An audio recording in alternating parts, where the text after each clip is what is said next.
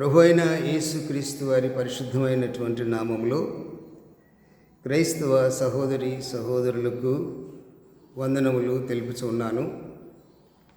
ప్రియులారా, ఈ సమయంలో ఒక ప్రాముఖ్యమైనటువంటి విషయాన్ని మీతో పంచుకోవడానికి ఈ చిన్న వీడియో చేస్తున్నాను. మనందరికీ తెలుసు, మనమందరము అపాయకరమైన కాలంలో ఉన్నామని, అంత్యదినములలో ఉన్నామని, యేసుక్రీస్తు వారి ప్రత్యక్షత జరగబోయేటటువంటి దినాలలో మనం ఉన్నామని. కాబట్టి ఇలాంటి దినాలలో నిజమైనటువంటి విశ్వాసులు ఎదుర్కోవాల్సినటువంటి ఒక ప్రధానమైనటువంటి అంశం ఏంటంటే దుర్బోధలు, అబద్ధపు క్రీస్తులు, అబద్ధపు ప్రవక్తలు. మత్తయి సువార్త 24వ అధ్యాయంలో ప్రభువు రాకడకు చివరిలో విశ్వాసులను గలిబిలి చేసేటటువంటి ప్రధానమైన అంశం ఇదే. పీనుగ ఎక్కడ ఉంటుందో గ్రద్దలు అక్కడ పోగవుతాయని అబద్ధ ప్రవక్తలను గురించినటువంటి విషయాన్ని మత్తయి సువార్త 24వ అధ్యాయంలో యేసుప్రభు వారు చెప్పిన సంగతిని మనము చదివి ఉన్నాం, మనందరికీ తెలిసినటువంటి విషయం. అంతేకాకుండా యేసుప్రభు వారు చెప్పిన మరొక మాట ఈ సమయంలో నేను ముందుకు తీసుకుని వచ్చి ఇవాళ నేను మీకు ప్రస్తావించాలనుకున్నటువంటి అంశాన్ని మీ ముందుకు తీసుకొని వస్తాను.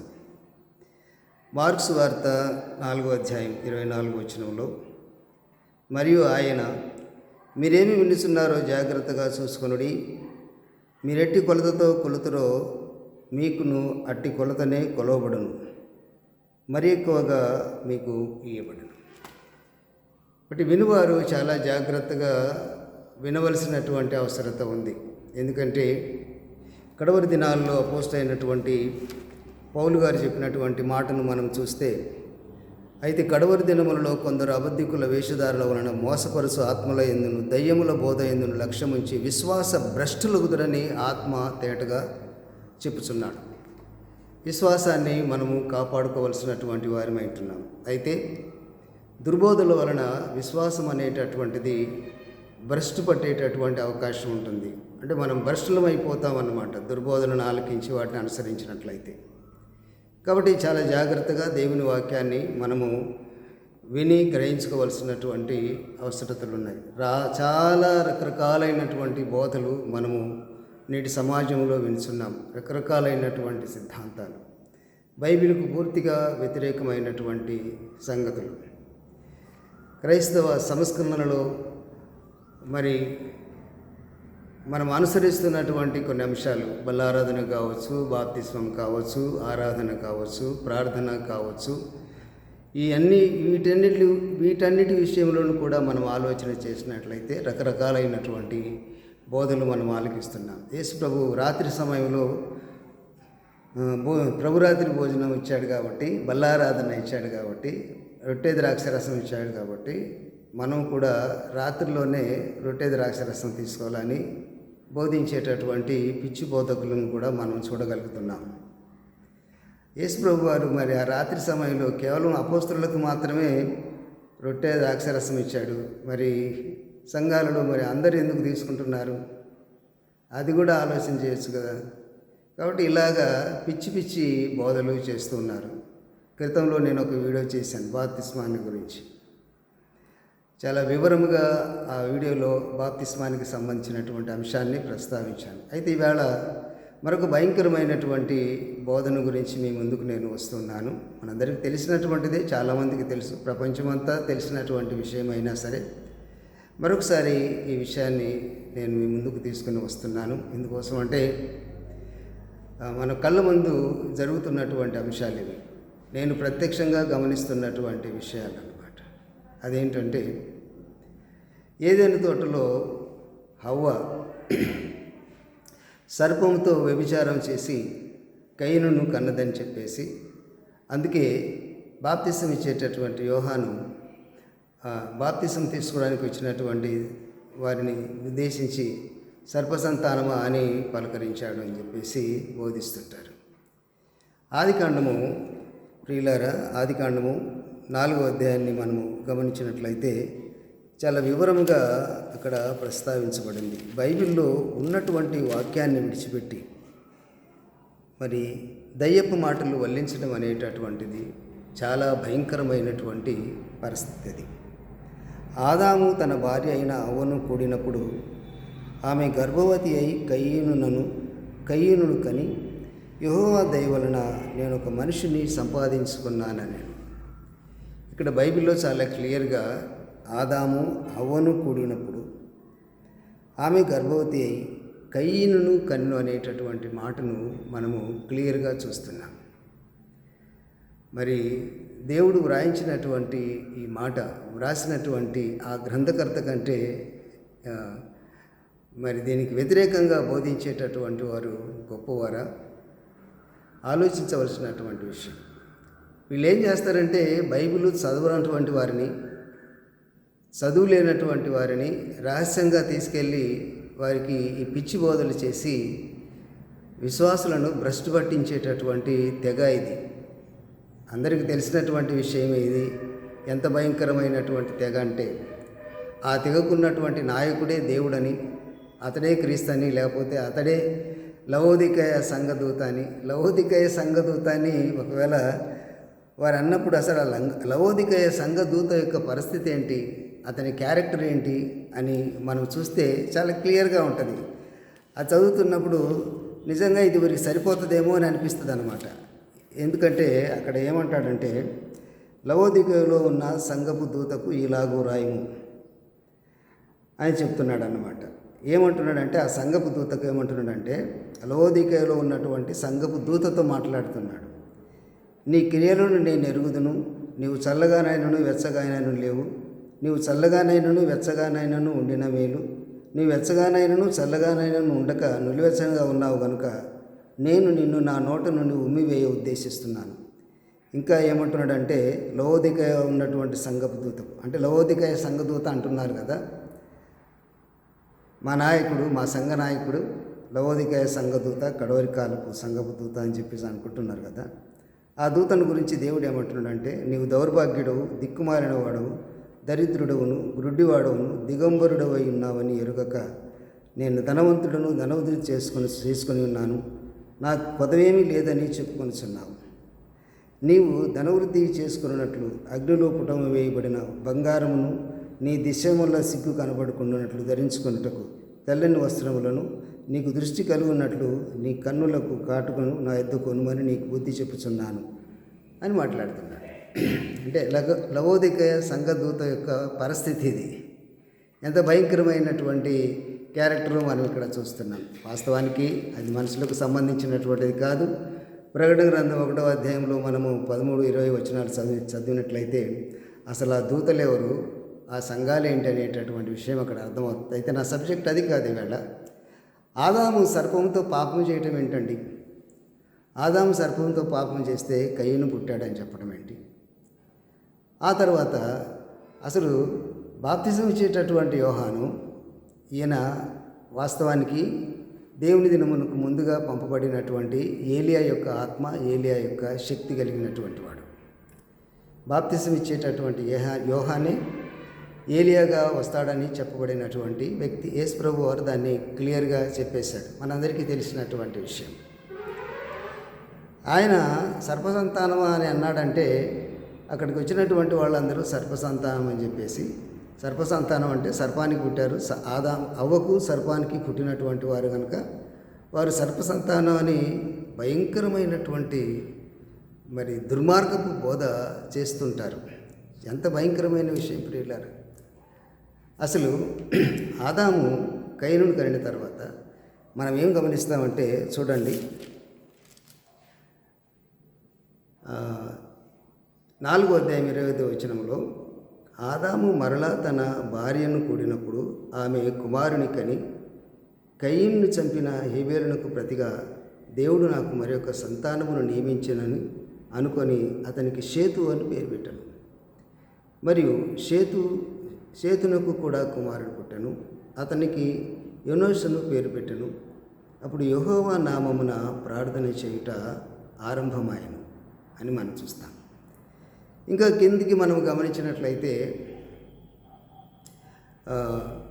విషయాలు మనం గమనించినట్లయితే ప్రియులారా, ఆదికాండంలో జలప్రళయాన్ని గురించి మనందరికీ తెలుసు. నోవాహు జలప్రళయం. నోవాహు నీతిమంతుడు. నోవాహు కయీను నుండి వచ్చినటువంటి వాడు కాదు. మనందరికీ తెలిసినటువంటి అంశం ఇది. మరి ఆ నోవాహు జలప్రళయంలో భూమి మీద ఉన్నటువంటి, అంటే అప్పటి వరకు భూమి మీద ఉన్నటువంటి దేవుని కుమారులు కావచ్చు, నరుల కుమార్తెలు కావచ్చు, అందరూ మరి జలప్రళయంలో నశించిపోయారు కదండి. ఇక కయీను సంతానం ఎక్కడుంది? సర్ప సంతానం ఎక్కడుంది? అసలు ఆ ఆలోచనే తప్పు. దేవుని వాక్యాన్ని మనము ఉన్నది లేనట్టుగా, లేనిది ఉన్నట్టుగా ప్రకటిస్తే ప్రియులారా, దేవుని యొక్క ఉగ్రత వస్తుంది. అది ఎంత భయంకరంగా వస్తుంది అంటే హఠాత్తుగా వస్తుంది. దేవుని స్థానాన్ని, దేవుని ఔన్నత్యాన్ని, దేవుని సార్వభౌమత్వాన్ని మనుషులకు ఆపాదిస్తే వాళ్ళు ఎంతో కాలం ఉంటారు ప్రియులారా. ఒక ఆయన మాట్లాడుతుంటే ఇది దేవుని స్వరంలాగా ఉందని చెప్పేసి అన్నారు ఆయన రాజు. అబ్బా, నన్ను దేవుని స్వరం అంటున్నారని చెప్పేసి నేను దేవుడు అంతటి వాడిని ఆయన అనుకొని మనసులో విర్రవిగాడేమో, పురుగులు పడి చచ్చిపోయాడు. ప్రియులారా, చాలా భయంకరంగా ఉంటాయి అన్నమాట. లూసిఫర్ కూడా అలాగే విర్రవిగాడు. ఏమైపోయాడు మనందరికీ తెలిసినటువంటి విషయం. కాబట్టి బైబిల్ని చదివితే ఈ సమస్యలకు అంత పరిష్కారం వస్తుంది. ఎంతమంది ఇలాంటి బోధలు చేసినా, ఎంతమంది హెచ్చరికలు చేసినా, ఎంతమంది క్రైస్తవ దుర్బోధను రోస్టింగ్ చేసినా ఇది అంత తొందరగా మరి సాల్వ్ అయ్యేటటువంటి ప్రాబ్లం కాదు. దయచేసి బైబిల్ చదవండి.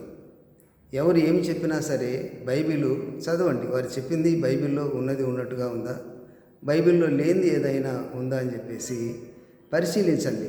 బైబిల్ చదవకనే ఈ ప్రాబ్లమ్స్ అన్నీ. సరిగ్గా బైబిల్ చదివితే ఎవరు కూడా దుర్బోధకు గురికారు. ఎవరు కూడా తమ విశ్వాసాన్ని భ్రష్టుపరుచుకోరు ప్రియులారు. కనుక ఈ సమయంలో ఇలాంటి భయంకరమైనటువంటి గుంపులు, ఇలాంటి భయంకరమైనటువంటి తోడేళ్ళు యేసు ప్రభు వారు చాలా క్లియర్గా చెప్తారన్నమాట. మత్తయి సువార్తలో ఎంత చక్కగా చెప్తారంటే ఆయన మత్తయి సువార్త 7వ అధ్యాయంలో ఏమంటాడు అంటే, మత్తయి సువార్త, ఈ అబద్ధ ప్రవక్తలు ఈ మధ్య పుట్టినోళ్ళు కాదు, వీళ్ళు అసలు ప్రారంభం నుండే ఉన్నారు. అసలు ముందుగానే వారు జొరబడినటువంటి వారు అన్నమాట. వీళ్ళు జొరబడి వాళ్ళ పెద్ద పెద్ద పలుకుబడితో, వాళ్ళ స్టేటస్తో మరి ఈ చెడు బీజాలను, ఈ దుర్బీజాలను, ఈ గురుగులను విత్తడం అనేటటువంటిది జరుగుతుందన్నమాట. మత్తయి సువార్త 7వ అధ్యాయము 15వ వచనంలో, అబద్ధ ప్రవక్తలను గురించి జాగ్రత్త పడుడి.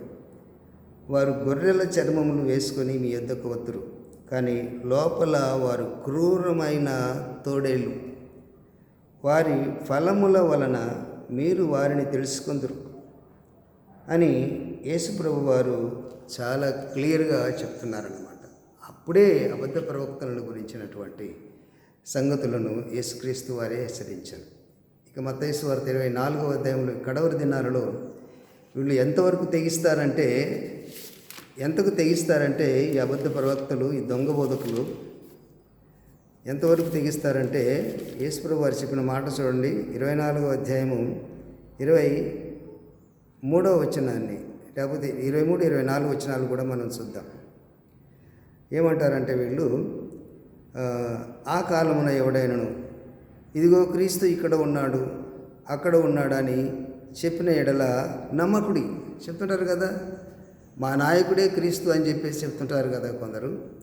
యేసుప్రభు వారు చెప్తున్నారు, కడవరి దినాల్లో అబద్ధపు క్రీస్తులను, అబద్ధ ప్రవక్తలను వచ్చి సాధ్యమైతే ఏర్పరచబడిన వారిని సైతము మోసపరచుటకై గొప్ప సూచక క్రియలను, మహత్కార్యములను కనపరచదు. ఇదిగో ముందుగా నేను మీతో చెప్పి ఉన్నాను. కాబట్టి ఇలాంటివన్నీ నమ్మబాకండి. యేసు ప్రభు వారు చెప్తున్నారన్నమాట. ప్రియులారా, యేసుక్రీస్తు రాకడ అనేటటువంటిది సమస్త లోకములు ఆయన చూస్తారు. ఆయన వచ్చేటప్పుడు సకల గోత్రముల వారు ఆయన చూస్తారు. ఆయన రహస్యంగా ఏదో ఒక అమెరికా నుండో, లేకపోతే ఆస్ట్రేలియా నుండో, లేకపోతే ఇండియా నుండో, లేకపోతే ఈ అమరేశ్వరి క్యాంపు నుండో యేసు ప్రభు రాడు. ఆయన ఆకాశ మేఘారూఢుడై వస్తాడు. మనకు ఆ విషయం అంతా తెలిసినటువంటి విషయం. ఇంత వివరముగా బైబిల్లో ప్రస్తావించబడితే కనీస జ్ఞానము లేకపోతే ఎలాగండి? దయచేసి మరి ఇలాంటి బోధలు చేసేటటువంటి వారు ప్రియులారా దేవుని తీర్పుకు గురవుతారు. జాగ్రత్తగా ఉండండి. దేవుని వాక్యానికి వ్యతిరేకంగా ఏం బోధించవద్దు. అసలు అవ్వమ్మను ఆమె జీవము కలిగినటువంటి ప్రతిదానికి తల్లి అని దేవుడే ఆమెకు అంత గొప్ప బిరుదిస్తే ఆమె సర్పంతో పాపం చేసి కయీనును కన్నదని చెప్తారా? ఎంత దుర్మార్గపు బోధ ఇది! ఎంత దుర్మార్గపు బోధ ఇది! చాలా చిత్రంగా ఉంటాయండి ఈ బోధలన్నీ. అయితే వినేటటువంటి వారు ఆశ్చర్యపోతూ ఉంటారన్నమాట. ఎందుకంటే ఆ మొఖాలు బైబిల్ చదివితే అర్థమైపోతాయి వీళ్ళు ఏం చెప్తున్నారని చెప్పేసి. బైబిల్ చదవమని చెప్పండి. మీరు ఎవరైనా మనుషులు బాగుపడాలని, విశ్వాసులు తమ విశ్వాసాన్ని మరి కాపాడుకోవాలనేటటువంటి మరి తపన మీలో ఉంటే బైబిల్ చదవమని చెప్పండి. అంతేగాని మీరు ఏదో దయ్యముల ద్వారా దయ్యముల బోధ ఎందును ఆత్మల బోధ ఎందు మనం చూస్తాం కదా, మోసపరుచు ఆత్మల ఎందును దయ్యముల బోధలను నమ్మి వాటిని అనుసరించి వాటికి అనుచరులుగా ఉండి మరి అమాయకులైనటువంటి ప్రజలను మోసం చేయబాకండి, పాడైపోతారు. చాలా భయంకరమైనటువంటి తీర్పు ఉంటుంది ప్రియులారా. మనం చరిత్రలో ఎన్నో చూస్తున్నాం. అలా అనుకున్నటువంటి వారు ఎలాగా చచ్చిపోయారు, ఎలాగా హఠాత్తుగా వాళ్ళకి దుర్మరణాలు వచ్చినాయో మనం చూస్తున్నాము. అంటే ఆ శాపవచనాలు పలకాలని నా ఉద్దేశం కాదు, దేవుడు కక్ష తీర్చుకోవటం కాదు. అది వారు చేసినటువంటి బోధలకు వారు స్వతహాగా పొందుకున్నటువంటి ప్రతిఫలాలు అవి. కాబట్టి దేవుని వాక్యంతో చెలగాటం కాదండి. జీవము కలిగినటువంటి దేవుని వాక్యాన్ని గురించి ఎలా పడితే అలా బోధించడం, ఎవరో చెప్పినటువంటి వాటిని తీసుకొని వాటిని ప్రసంగాలుగా వల్లించడం అనేటటువంటిది చాలా భయంకరమైనటువంటి అంశం. ఇది చాలామంది మరి మంచి మంచి సేవకులు చక్కగా హెచ్చరికలు చేస్తూ ఉన్నారు. దుర్బోధనలను ఖండిస్తూ రకరకాలైనటువంటి పేర్లు పెట్టి ఛానళ్ళు పెట్టి హెచ్చరిక చేస్తూ ఉన్నారు. ఎందుకంటే వాళ్ళ ఫలాలు చూసి మనకు అర్థమైపోద్ది, వీడు బోధకుడా లేకపోతే దేవుని కంటే ఎక్కువ సుఖానుభవను కోరుకునేటటువంటి వాడు అని చెప్పేసి. కొంతమంది వెళ్తూ ఉంటే అటుపక్క ఇటుపక్క బాడీ గార్డ్స్, కెమెరాలు ఇవన్నీ గమనిస్తుంటే ప్రియులారా, వీళ్ళే అబద్ధపు క్రీస్తులు, అబద్ధపు బోధకులు, దేవుని సంఘాలను పాడు చేసేటటువంటి, చెరుపు చేసేటటువంటి నక్కలు, గుంట నక్కలు. ప్రియులారా, ఇది చాలా భయంకరమైనటువంటి బోధ.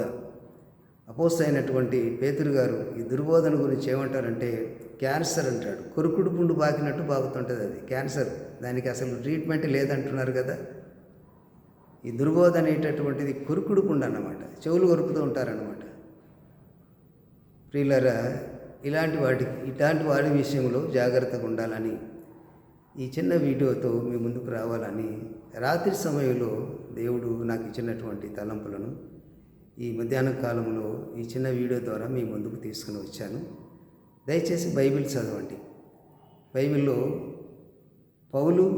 పౌలు కంటే అసలు గొప్ప జ్ఞానవంతుడు మనకు ఎవరు కనిపించరు. కొత్త నిబంధనలు మనం చూస్తే పౌలు యొక్క విశేషమైనటువంటి జ్ఞానం, అంతటి మహాజ్ఞాని వాక్యం చెప్తుంటే బెరియాలో ఉన్నటువంటి సంఘస్థులు అసలు ఈ పౌలు చెప్పేటటువంటిది వాక్యానుసారమైందా, ప్రామాణికమైనటువంటిదా కాదా అని చెప్పేసేసి ఒకసారి కాదండి, ప్రతి దినము లేఖనాలను పరిశీలించేవాళ్ళు వారు. కాబట్టి అలాంటి విశ్వాసులు కావాలి, అలాంటి వినేటటువంటి వారు కావాలి. అందుకే యేసుప్రభువు వారు చెవులు కలవాడు వినుగాక అని అంటారు. కాబట్టి ఈ మాటలు మీరు వినందుకు మీకు వందనాలు తెలియజేస్తున్నాను. దయచేసి ఇలాంటి బోధలు మీ పరిసరాలలో ఉంటే వాళ్ళని ఇంట్లో అడుగు కూడా పెట్టనివ్వకండి. అసలు వాళ్ళతో మాట్లాడితే కూడా ఆ క్యాన్సర్ వ్యాధి అనేది అంటుకుంటుంది, ఆ కొరుకుడు పుండు అనే దుర్బోధ మీకు కూడా అంటుకుంటుంది. అలాంటి వాళ్ళతో సాంగత్యం చేయవాకండి. బైబిల్లో చెప్తున్నటువంటి మాట చెప్తున్నాను నేను, జాగ్రత్తగా ఉండండి. దేవుడి ఈ మాటలు దీవించును గాక. ఆమేన్. మీ అందరికీ వందనాలండి.